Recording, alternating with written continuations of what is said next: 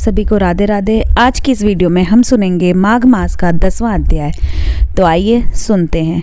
यमदूत कहने लगे कि हे वैश्य, एक बार भी गंगा जी में स्नान करने से मनुष्य सब पापों से छूटकर अत्यंत शुद्ध हो जाता है।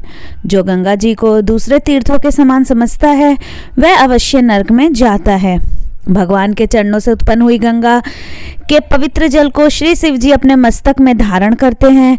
वह ब्रह्मा जी जो संदेह रहित प्रकृति से अलग और निर्पुण है, ब्रह्मांड में उसकी समानता किससे हो सकती है। गंगा जी का नाम हजारों योजन दूर से ही लेने वाला नरक में नहीं जाता। इसलिए मनुष्य को अवश्य में गंगा जी में स्नान करना चाहिए। हे वैश्य, जो ब्राह्मण दान लेने का अधिकारी होकर भी दान नहीं लेता वह आकाश के नक्षत्रों में चंद्रमा के समान है।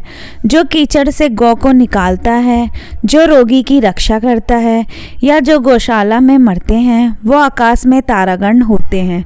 प्राणायाम करने वाले मनुष्य सदैव उत्तम गति को प्राप्त होते हैं। प्रातः समय स्नान के पश्चात जो 16 प्राणायाम करते हैं वह घोर पापों से बच जाते हैं। जो पराई स्त्री को माता समान मानते हैं वह यम की यातना को नहीं भोगते। जो मन से भी कभी पराई स्त्री का चिंतन नहीं करता वह दोनों लोगों को अपने अधीन करता है। जो पराय धन को मिट्टी के समान समझता है वह स्वर्ग में जाता है। जिसने क्रोध को जीत लिया मानो उसने स्वर्ग को ही जीत लिया।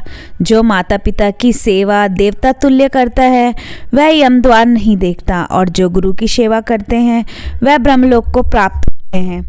सील की रक्षा करने वाली स्त्री धन्य है। सील भंग करने वाले यमलोक जाती है। जो वेदों और शास्त्रों को पढ़ते हैं या पुराण और संहिता पढ़ते हैं और सुनते हैं तथा जो स्मृति का व्याख्यान और धर्मशास्त्र समझते हैं या जो वेदांत में लीन रहते हैं वह पाप रहित होकर ब्रह्मलोक को प्राप्त होते हैं। जो अज्ञानियों को वेद शास्त्र का ज्ञान देते हैं वह देवताओं से भी पूजित होते हैं। यमदूत ने कहा कि वैश्य श्रेष्ठ यमराज ने हमको वही आज्ञा दे रखी है कि तुम किसी वैष्णव को मेरे पास मत लाओ। हे वैश्य, पापी लोगों को इस संसार रूपी नरक को पार करने के लिए भगवान की भक्ति के सिवाय दूसरा और कोई उपाय नहीं। भगवान की भक्ति न करने वाला मनुष्य चांडाल के समान समझना चाहिए। भगवान के भक्त अपने माता और पिता दोनों के कुलों को तार देते हैं और उनको नरक में नहीं रहने देते। और जो मनुष्य वैष्णव का भोजन करते हैं वह भी भगवान की कृपा से श्रेष्ठ गति को प्राप्त होते हैं। बुद्धिमान को सदैव वैष्णव का अन्न खाना चाहिए। इससे बुद्धि पवित्र होकर मनुष्य पाप नहीं करता।